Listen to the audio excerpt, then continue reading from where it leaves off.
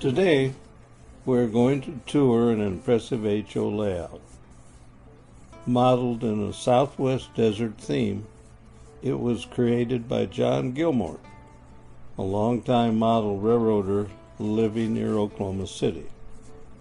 It's designed as a point-to-point operation, but also has a large double-track main loop that is in the adjoining room. It holds a large hidden staging yard, and the layout is set up for operating sessions.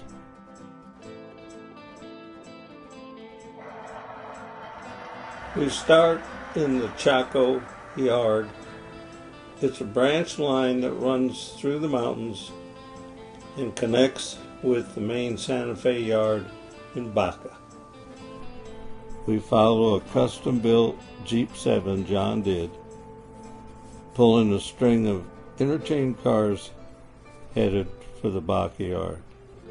It also gives us a chance to get a closer look at the excellent rock formations John carves throughout this two-room layout.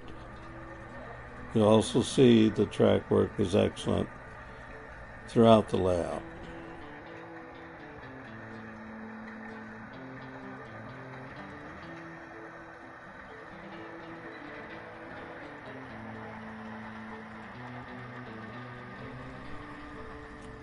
You begin to see the size of this layout.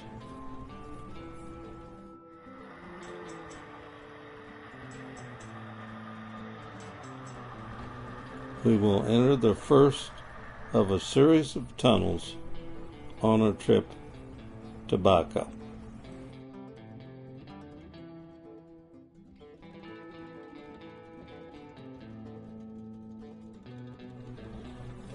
There are a few small towns on the route, as well as several mining operations that require rail service.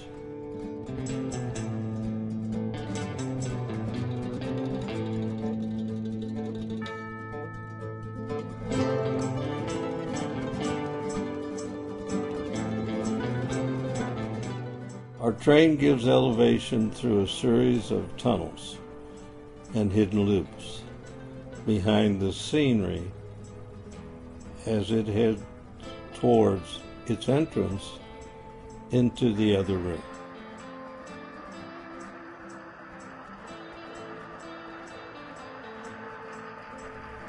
There are some great scenes like this throughout the layout.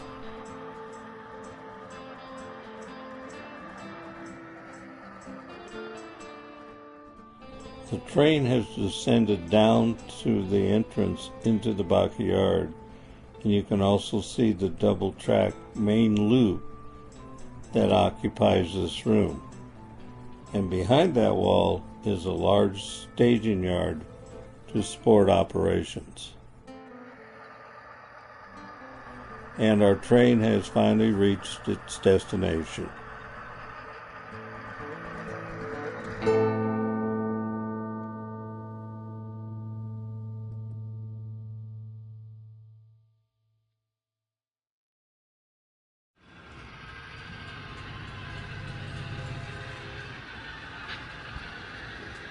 At the Baca yard, we find the Santa Fe Super Chief is pulling into the station on a scheduled stop.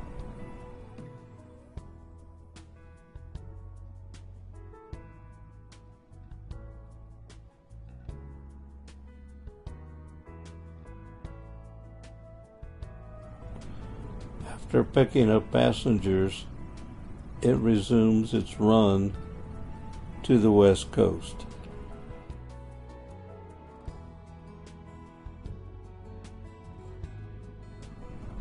The Santa Fe Railroad owns a direct route from Chicago to LA.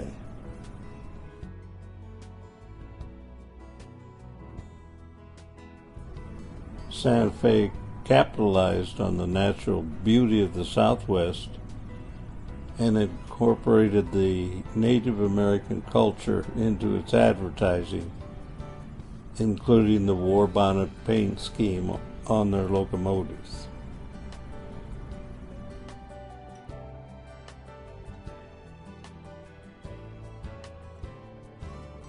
The Super Chief was assigned dedicated sets of ABBA F7s and was said to never be late on its arrival schedule.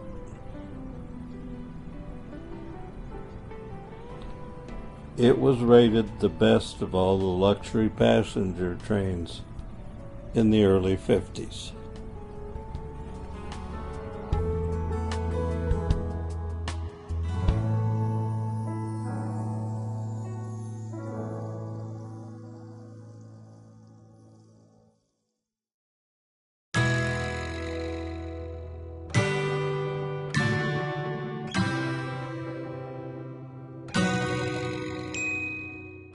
John's layout also includes a small regional railroad called the New Mexico Northern.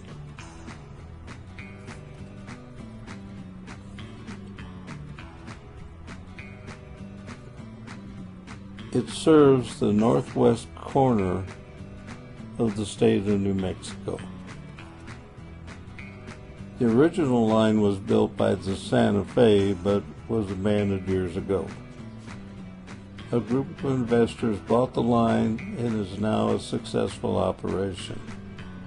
It serves agriculture and industrial operations along its route and interchanges with the Santa Fe yard at Baca.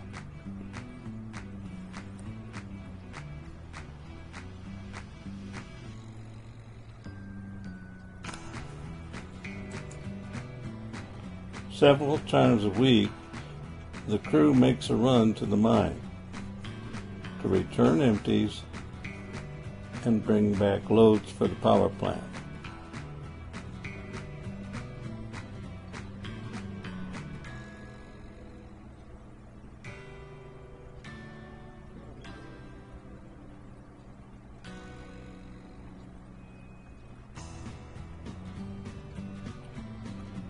First, they will stop at the mine, pull ahead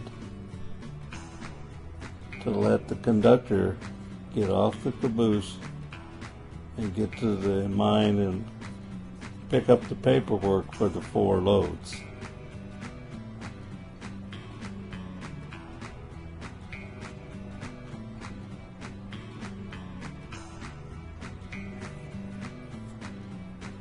Then they will switch out the cars.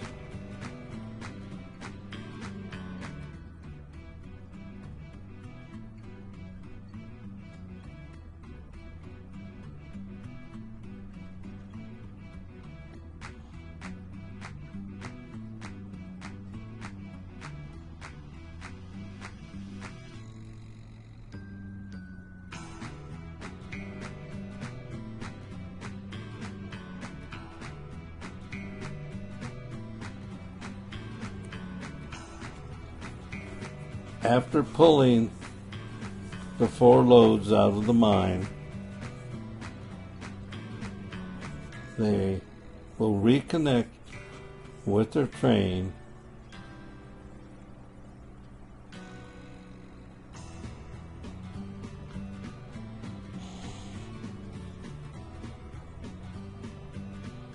and then proceed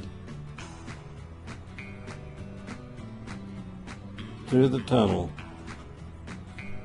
and into a holding yard for the mine. This small town and mining operation are typical of other switching locations throughout the layout, and they add to the demands of the operating sessions.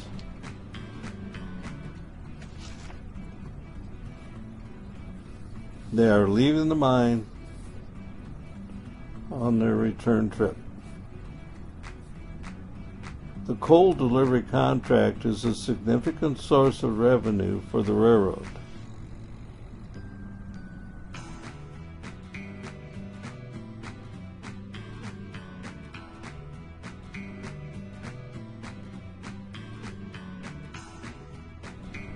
They will pass through the Baca Yard and on to their home tracks.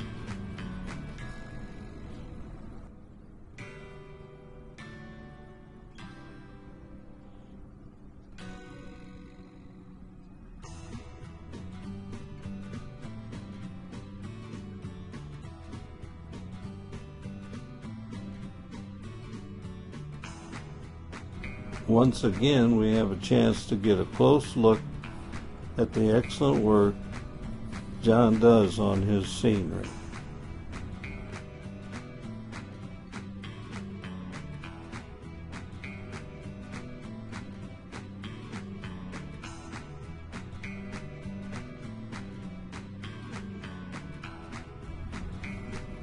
I think that the little rural railroad adds a lot to the overall layout. It's an interesting idea.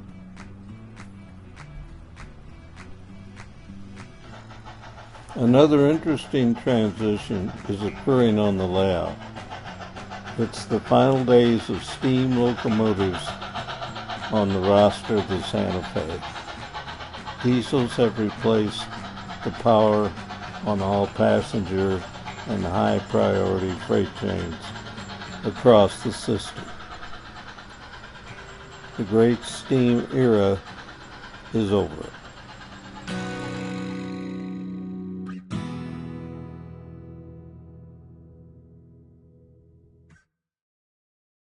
We're with John Gilmore, and we're going to be talking about this amazing layout. John, first tell me, you're a lone wolf, right? Do all your own work? Pretty much. The backdrop painting was by a former architect, and a friend of mine was also my railroader, and he did the backdrop painting, but the rest of it's pretty much my work. How long you've been working on this? Started this layout in 1973. It's been a slow process. I don't push it too hard. And working in family and other hobbies. Sure. So it's about where I want it. It's very impressive. We're going to talk about that more. What kind of track? Most of it's Shinohara switches and track. Yards are code 70, main line's 83, and hidden track is 100. And you've got powered switches. I do. And they're very impressive. Yeah, these are all tortoise switch machines now. I started out with some homemade jack screw switch machines, but they were pretty durable but somewhat unreliable, so I switched everything over to tortoise. That's a lot of work. A lot of work under the layout, yes. Because you've got a lot of you've got staging yards that no one sees that are pretty impressive. Correct. Mm-hmm. Now the thing that I think is interesting, John, you don't see very many layouts with desert scenes. Well, that's true. I mean, most of the boys are building these roly-poly trees and valleys over in Tennessee or something. Yes, well, I didn't want to do a lot of trees. My daughter lived in Arizona for about 15 years, so I had the opportunity to enjoy the desert, and also collected a lot of the scenery material. A lot of the dirt came from Arizona and New Mexico, so it's authentic. The ballast in the yard at Chaco actually came out of Grants, New Mexico yard. I snuck in and got some material. Now, how did you do your mountains? They're very impressive. These plateaus with their erosion are, I think, as good as I've seen done on a layout. Started out with rock moles. Some of them are rock moles. There's even a little bit of bark on the layout.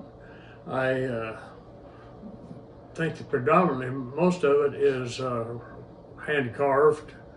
The new part of the layout, which was added on after I retired, is all styrofoam, and it's carved styrofoam and painted. Well, the thing that I find so amazing, and maybe it was your fellow helper, but the strata definition, the colors, and the erosion are just amazing. I mean, it's so intriguing. Most desert backgrounds don't do much for you. But boy, when I watch your trains go through there, you think you're there. They're very impressive. The colors, textures, the strata that's created, that's pretty impressive. Well, thank you. Appreciate that. You bet. Now, I also have heard through some of your friends that I unfortunately know too, that you're kind of skilled in some areas that you don't often see. The first one I want to talk about is you do a lot of custom engine work. Or what would the term you use? Kit bash or one-offs? Yes, I did do more of that back in the 80s. I couldn't afford brass locomotives so at that time, and so I kit bashed some plastics. I did a RSD 15 out of two RS 11s, and I wanted a narrow-bodied F7, and so I did kit bash. I think it was an AHM GP18 ends and top with Athearn sides cut in, and that was a locomotive that was doing the mixed freight in the video. In the early days, you did a lot of this stuff, and in fact, was that a Jeep? What? GP7. GP7, and it's rigged for passengers. Yes, yeah. It has an extended fuel tank with air tanks on top. They're called the torpedo tubes, and it was award-winning. It was, I think, a second place at Santa Fe Ballers Convention back maybe in 1988, something like that. Yeah, it's pretty. Okay, now John, I kind of know the answer to this, but when did you start model railroading? Well, actually, I started probably when I was about 12 or 13. I had a small layout in my parents' basement, and I got away from that and did not get back into it until about 1969. I happened to run across an old hobby shop and stopped and bought a magazine and went over and pulled some stuff out of my parents' attic and got back into it. Well, again, this friend that I know that you know says that you have probably one of the more eclectic antique rolling stock collection he knows of. And I know that you have a lot of metal boxcars. You tell me about what you think. Well, as a kid, we had a lot of Athearn metal cars, and so I was always kind of fond of those, and I started picking them up at swap meets, and got quite a collection of them. A lot of them are still running on my layout, and I have a bunch of unbuilt kits that I will probably never get around to. Yeah, and I hear they're pretty nice and pretty old. The good old days. Yeah, these kits were back from the 40s and the 50s. Yes. This is really a two-room layout. Yes. And I tried to capture it here a little bit, and in a minute I'm going to throw a map in of what you're trying to do there. But basically, it is an operational layout. That's correct. We try to operate several times during the winter. We'd like to do it once a month, but we don't always make that schedule. My three grandsons operate. Okay. Mm-hmm. You got three guys plus you? Yes, plus another friend that moved here from North Carolina recently operates with us, as well as Eddie Birch from Whistle Stop Trains. Mm-hmm. The Chaco yard is called Eddie Yard because that's where Eddie was to operate. So it's now known as Eddie Yard. Yeah. And just for people viewing, Eddie's layout is another one that's on our show, and it's called the Sandy Creek and Western. That's correct. And it's another video like we're doing here with John. Now, John, because of the complexity of what's going on and the quality of what we've been looking at, I'm going to do a part 2 and come back and really follow up on the operational side, because you've got staging yards and you've got a lot of things going on here that we really need to spend more time on. Well, that'd be great. Anytime you want to get back over here, we'll be glad to set up a operating session for you. All right. Another part of this video, I wanted to introduce Linda.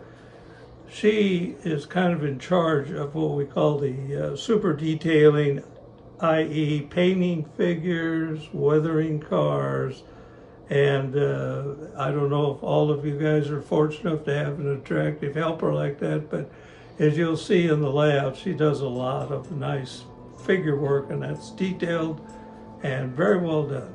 Thank you. Thank you. That is very kind. Okay.